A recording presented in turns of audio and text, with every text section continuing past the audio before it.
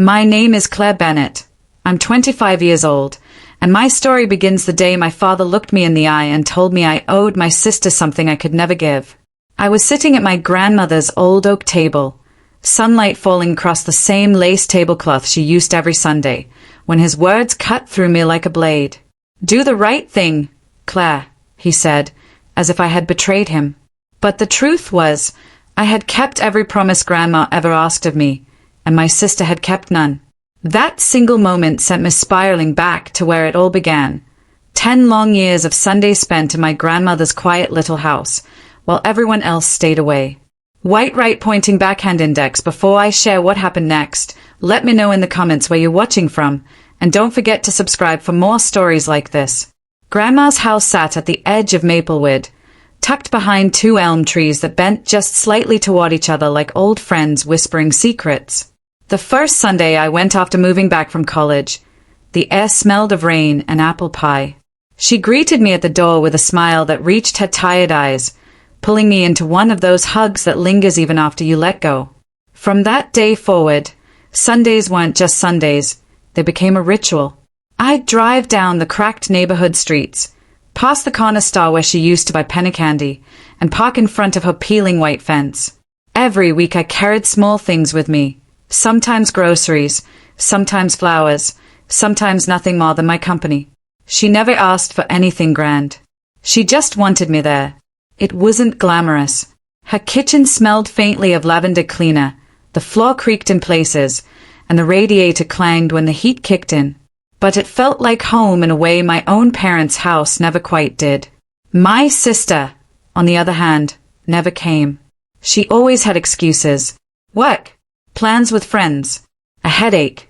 Grandma never complained out loud, but I saw it in the way her smile faltered when she asked, "Did your sister say she might stop by?" I'd shake my head, and she'd just nod, folding her disappointment into silence like she always did. One Sunday stands out vividly. I found Grandma in the garden, kneeling on the soil, trying to pull weeds with shaky hands. "You shouldn't be down there," I said, rushing to help her. She chuckled, brushing dirt from her palms. "I won't let these weeds win. They think they are stronger than me."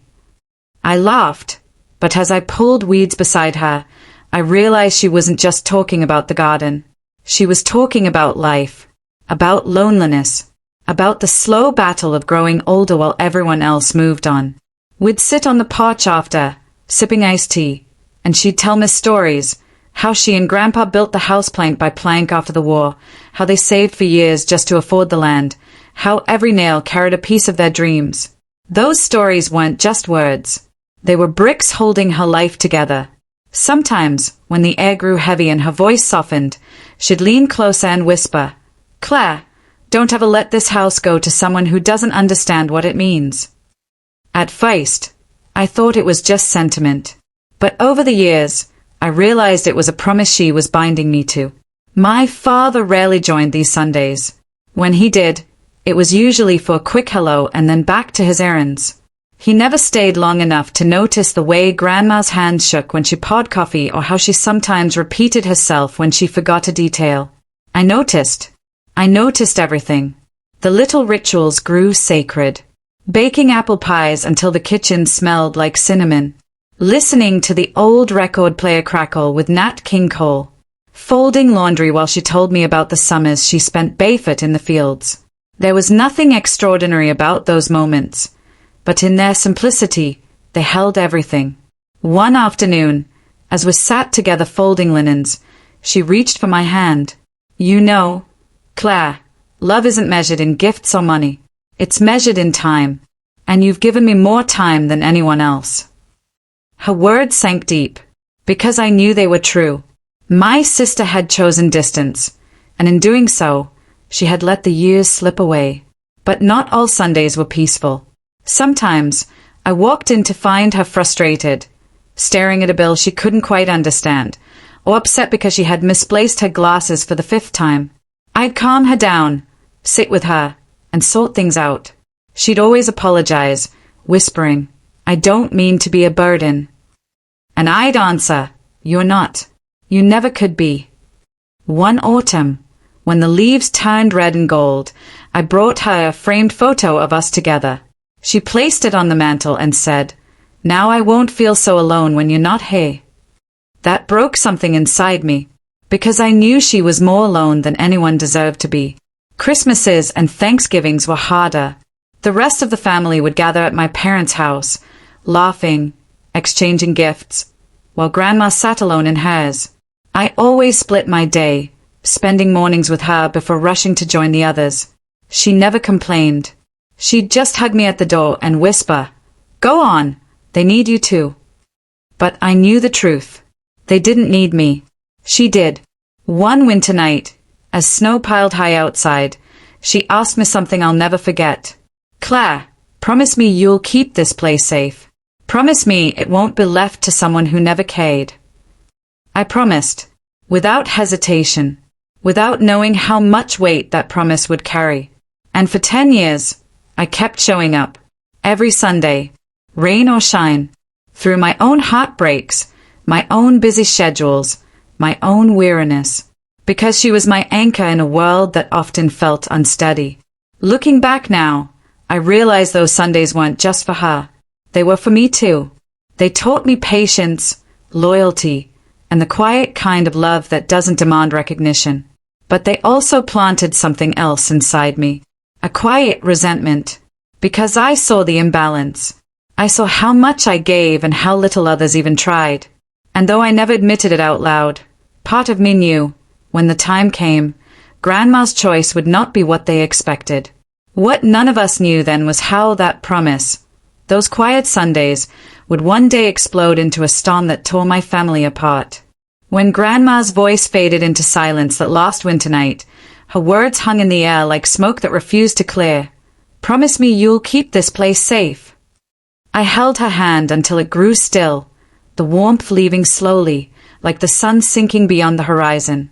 And just like that, the chair across from me at her worn wooden table was no longer filled. The next Sunday, I drove to her house anyway. Habit, I told myself. Maybe denial. The road looked the same, the elm trees bent in their usual way, but the air felt heavier. When I unlocked the door, the smell of lavender cleaner lingered faintly, but the house was too quiet. No shuffle of slippers, no teapot whistling in the kitchen, no voice humming an old tune. Only the tick of the clock on the wall, louder than it had ever been before. I set the grocery bag on the counter, just as I had every week, and stayed at it. Bread, milk, apples. Pointless now. I sank into the chair she always sat in, the one by the window that faced the garden, and for the first time in 10 years, I realized how empty the house truly was. When family came by in the days that followed, their absence through the years became painfully visible. My sister arrived in a rush, her perfume trailing before her. She walked through the rooms like a stranger at an open house, commenting on the age of the furniture, the creak in the floorboards, the size of the yard. Not once did she pause at the photo on the mantel or touch the lace tablecloth folded neatly by the sink. "She had so much space," she said, running her hand along the doorway. "It's a shame it was just her here all this time." I wanted to scream. I wanted to say, it wasn't just her. It was me too. Every Sunday. Every season. But instead, I just nodded, because arguing felt pointless. Dad was no different. He busied himself with paperwork, muttering about costs and logistics. "We'll need to decide what happens next," he said, his tone practical, almost cold. I sat at the table, staring at the 3 chairs around it, Grandma's, mine, and the one that always stayed empty for my sister. That empty chair had told the story long before this moment. Who showed up, who cared, who stayed. And now, in her absence, the emptiness screamed louder than ever. In the evenings, I returned to the house alone. I couldn't let go. I walked from room to room, touching the things she touched. Her knitting basket still by the armchair, the half-burned candle on the windowsill, the slippers tucked neatly at the foot of her bed. Every object seemed to carry a memory, and yet none of them filled the silence. One night, I made myself tea and sat at the table with 3 chairs. I set out a cup for her, the way I always had, and one for me. The steam rose, curling in the air like a ghost of what used to be. Why didn't they come? I whispered to the emptiness, my voice cracking, and then I answered myself, bitterly, because they never came. The days dragged, and the house became a stage for quiet hauntings. When I walked into the kitchen, I swore I heard her humming. When I sat on the porch, I half expected her to open the door behind me. But the chairs stayed empty, no matter how tightly I held onto routine. At the funeral, the pews filled with faces I hadn't seen in years. Neighbors, old friends, even distant relatives who hadn't visited once while she was alive. They spoke of her warmth, her kindness, her stories. Tears rolled freely, but their grief felt shallow to me. Because where were they on those long Sundays when she asked, "Do you think anyone will come by?" I stood beside the casket, hands trembling, as my sister leaned close and whispered, "I didn't realize how much she meant to you." I looked at her, and something inside me hardened. "That's because you never tried." She flinched, but said nothing. After the burial, I drove back to the house alone. The sky was a dull gray, and rain slicked the driveway. Inside, the air was heavy, as though the house itself mourned. I sat at the table again, staring at the empty chairs. One for the grandmother I loved, one for the sister who never showed, one for the father who always found something more important. It struck me then, this house had never been just wooden nails. It had been a test, a quiet measure of love, and the chairs told the truth that words never did. I spent hours cleaning that day, trying to chase away the ache. I polished the table until the wood shone, rearranged the books she left on the shelf, folded the blankets with care. Each task felt like an act of devotion, one last way of keeping my promise. But no matter how much I scrubbed or straightened, I couldn't fill the silence. That night, when I turned off the lights, the emptiness felt crushing. I sat once more in her chair, running my hand along the smooth surface of the table. And I realized something that made my chest tighten. I wasn't just grieving her. I was grieving all the years of empty chairs, all the love that was never given by the people who should have given it most. And deep inside, a seed of anger began to grow. Because those chairs weren't just empty, they were proof. Proof of absence. Proof of neglect. Proof that when it mattered, I was the only one who stayed. The rain had barely stopped when the envelope arrived, cream-colored, official-looking, with my name pressed neatly on the front. I knew what it was before I even opened it. Grandma's attorney had called, confirming the day of the will reading. A single date, a single hour, that somehow held the weight of an entire lifetime. Walking into the law office felt like stepping onto a stage. The walls were lined with polished bookshelves. The leather chairs looked too stiff to be comfortable, and the air carried that faint, sharp scent of old paper mixed with cologne. My sister was already there, perched at the edge of her chair like she owned the room. Dad sat beside her, arms crossed, jaw set tight. Neither looked up when I entered. "Glad you could make it," the attorney, Mr. Whitaker, said politely, adjusting his glasses. His voice was calm, but his eyes betrayed something else, like he knew this reading would not pass quietly. I sat across from them, and for a moment, silence filled the room. The kind of silence that buzzes in your ears, louder than sound. My hands trembled slightly in my lap, but I forced them still. Mr. Whitaker cleared his throat and began reading. "This is the last will and testament of Margaret Ellen Rhodes." Hearing Grandma's name spoken in that formal way sent a shiver down my spine. She was no longer just Grandma, the woman who baked pies and told stories. She was now a name on legal paper, her life condensed into clauses and signatures. The opening lines were expected, small bequests to neighbors, donations to the church, her jewelry divided between cousins. Then Mr. Whitaker paused, and I felt every muscle in the room tighten. "And to my granddaughter, Claire Rhodes, who came to me faithfully every Sunday without fail, I leave the house, its contents, and the land upon which it stands." My heart thudded in my chest. For a split second, I almost didn't breathe. The house, The place where I had spent 10 years of Sundays. Mine. But before I could even process it fully, Dad pushed back his chair with a sharp scrape against the floor. He stood, towering, his face red, his voice louder than the walls could contain. "No," he snapped. "This isn't right. Sign it over to your sister. She needs it more." The words cracked through the air like thunder. My sister's lips curved into a half smile, smug and expectant, as though she had been waiting for this exact moment. I stayed at Dad, my throat tight. "Excuse me." "You heard me," he said, pointing a finger toward me, his tone commanding, like I was a child again. "Your sister's struggling. You don't need this place. Hand it over. It's the right thing to do." A rush of anger surged in me, hot and sharp. I thought of every Sunday I sat in that house while my sister was out at brunches or parties. I thought of every empty chair, every question Grandma had whispered. "Do you think she'll come this week?" And now, here was my father, dismissing it all, as if those years meant nothing. Mr. Whittaker cleared his throat again, his voice firm. "Mr. Rhodes, with respect, this is a legally binding document. The inheritance was left explicitly to Claire." But Dad leaned forward, his hands pressing against the table, his voice rising. "Family should come before paper. You know that, Claire. Be reasonable."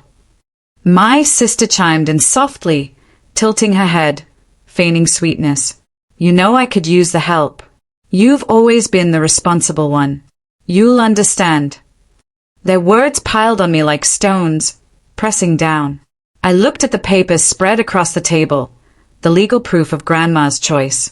And beneath them, in my bag, was the one thing they didn't know about yet, Grandma's final letter, sealed and waiting. I didn't pull it out, not yet.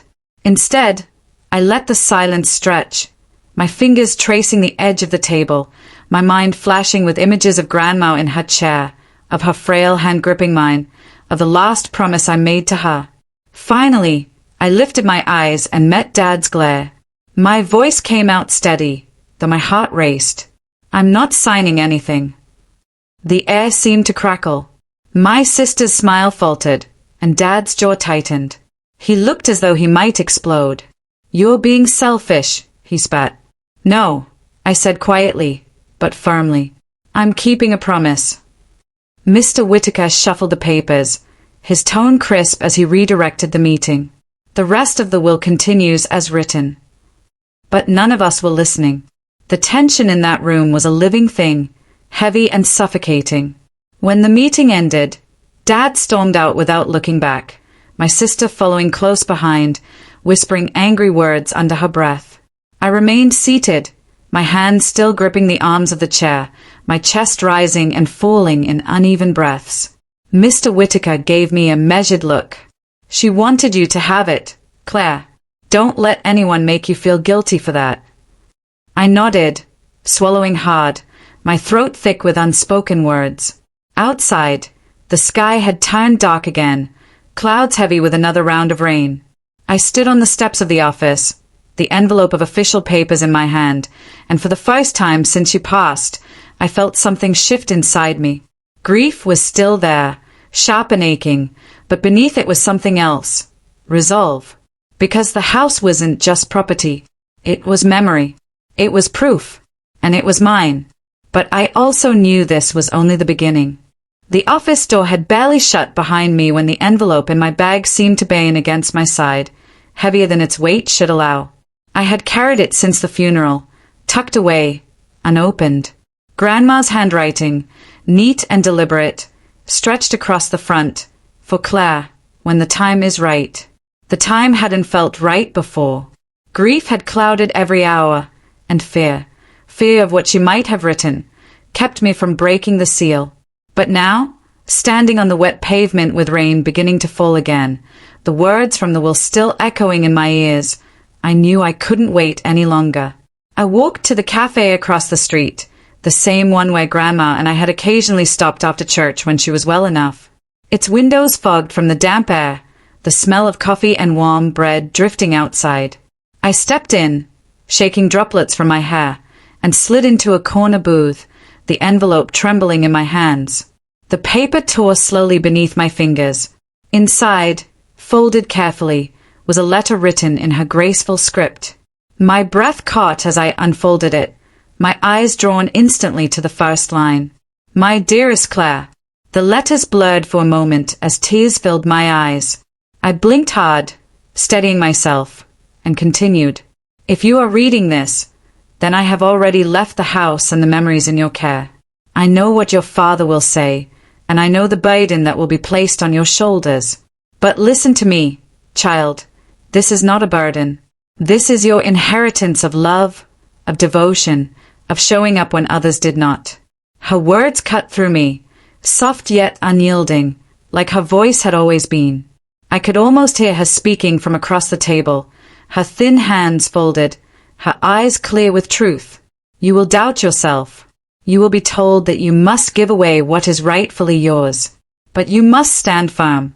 I chose you not out of fairness, but out of truth. I chose you because you were here, because when the chairs were empty, you sat in them. My hands shook as I read on, the coffee cooling untouched at my side. There is something else you should know. Your grandfather left instructions, hidden away in the cedar chest in the attic. I never spoke of it because your father was not ready to hear it, and perhaps he never will be. But you are ready. When the time feels right, open it. Inside, you will find the rest of what belongs to you. I paused, my heart pounding, the words pulling me deeper. The cedar chest.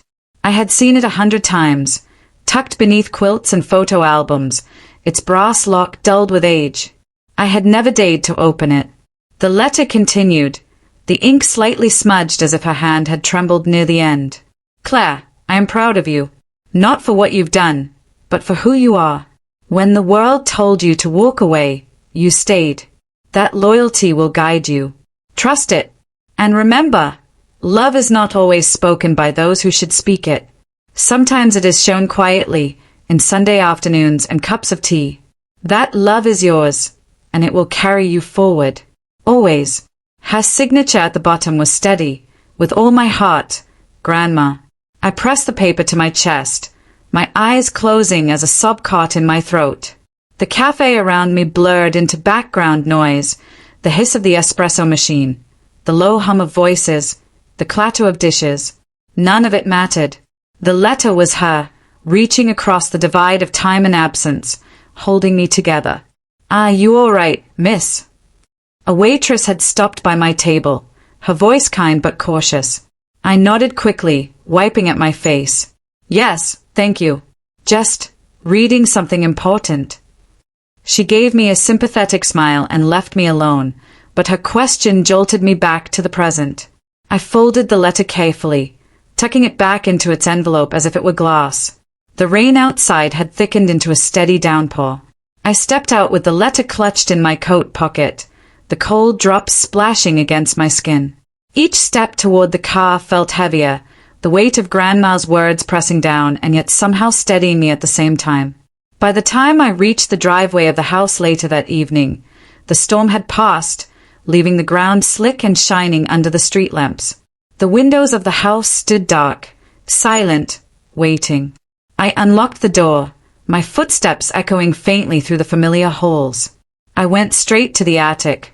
Dust clung to the wooden steps as I pulled down the ladder, the smell of cedar and old insulation rising as I climbed. The air was cooler up there, heavy with the scent of time itself. The chest sat in its usual place, its surface scratched but sturdy, the brass lock dull but intact. I knelt before it, my heart hammering, Grandma's letter still burning in my pocket. My hands hesitated on the lock. I could almost hear her voice again, when the time feels right. Was this the time? Or was I rushing, pulled by curiosity and the lingering echo of her words? I leaned back, pressing my palms to the dusty floor, staring at the chest as though it might answer me. The attic creaked softly, the sound of the house settling.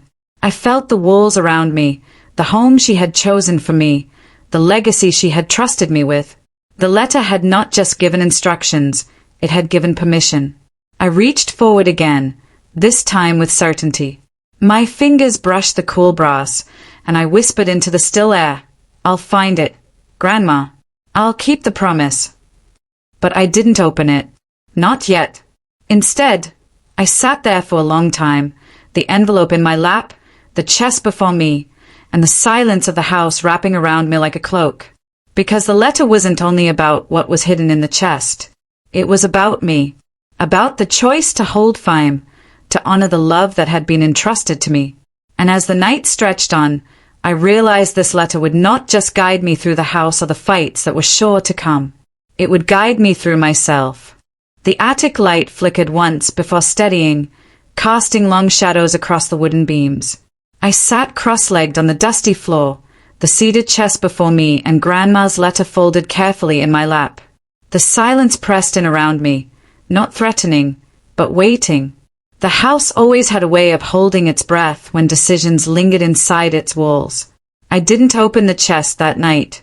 Instead, I rose slowly, brushed the dust from my jeans, and climbed down the ladder. Every creak of the wood sounded like an answer I wasn't yet ready to hear. The house wasn't rushing me, and neither was Grandma. That knowledge gave me an odd sense of comfort. The next morning, light poured through the curtains in the living room, soft and golden. I brewed coffee and sat at the dining table, staring at the chairs that had once been filled every Sunday. The silence of the room felt different now, not empty, but watchful, as though the house itself wanted to see what I would do next. A knock at the door startled me. When I opened it, my father stood there, raincoat draped over his arm though the sky was clear. His face was tight, drawn with the same impatience I had seen at the will reading. "Claire," he said, his voice clipped. "We need to talk." I stepped aside, letting him in. He walked through the hallway like he owned it, like he still believed the walls remembered him more than they remembered me. We sat across from each other in the living room. He didn't waste time. "You know this isn't fair," he began. This house, was supposed to stay in the family. For all of us, not just you." The word stung, but I kept my voice steady. "It is staying in the family, Dad. I'm family too." His jaw tightened. "You don't understand the responsibility. Maintenance, taxes, history. It's not something you can handle. You're too young, too sentimental." I almost laughed. Too sentimental. That's the only reason this house still feels like home. Because someone cared enough to stay when everyone else left.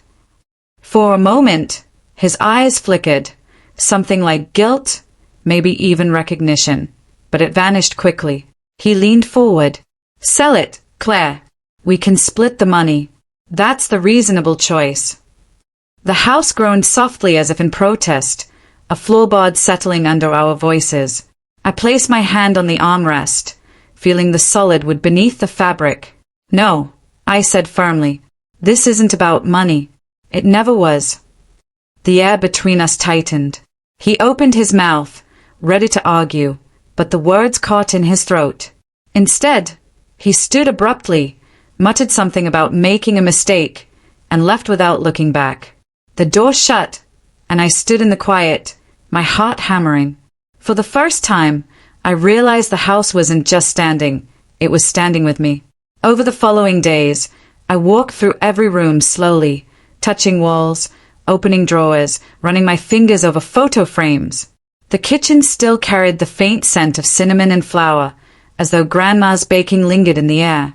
The porch creaked under my steps, steady and reliable. Each room held a story, not just mine, but hers, my grandfather's, even my father's before bitterness had driven him away. Neighbors began stopping by, Mrs. Callahan with her garden gloves still on, Mr. Rivera carrying a basket of peaches. They spoke softly, offering condolences, but more than that, they offered memories. "Your grandma used to bring me soup when my husband was sick," Mrs. Callahan said, her eyes watering. "Your granddad helped me fix my roof back in '92, Mr. Rivera added. Every story stitched another thread between me and the house. It wasn't only a structure of wood and stone, it was a witness, a vessel of kindness, a shelter that had outlasted storms both outside and within. One evening, While sorting through boxes in the parlor, I found a stack of letters tied with a faded ribbon. They weren't addressed to anyone, just notes Grandma had written to herself. Little reminders: don't forget to water Claire's favorite roses. Call the church about the food drive. Bake cookies for the Callahans. Simple words, but they told me everything I needed to know. She had built her life in service of others, and the house had been her anchor. As I placed the letters carefully back in their box, I whispered, "I'll keep it going, Grandma. I'll keep it standing." That night, I sat on the porch steps, the cicadas buzzing in the humid air, the house behind me glowing with the soft light of the lamps I'd turned on. It looked alive, more alive than it had in weeks. I realized then that Grandma's greatest gift wasn't just the property, it was the lesson it carried. Love doesn't vanish when voices fade or chairs sit empty. Love endures when we choose to keep it alive. The following weekend, I invited a few neighbors over. Nothing formal, just lemonade, cookies, and conversation. We sat on the porch, the laughter spilling out into the yard, and for the first time since her passing, the house felt full again. I glanced up at the attic window, where the seated chest waited quietly. I didn't feel rushed anymore. Whatever secrets it held would be there when I was ready. For now, the real inheritance was around me. The people, the memories, the sense of belonging stitched into the very walls. As the sun dipped below the horizon, painting the sky in streaks of pink and orange, I leaned back in my chair that would cool against my skin. The house stood tall behind me, solid and unwavering, just as it always had. And I knew, deep down, that as long as I stood with it, it would never fall.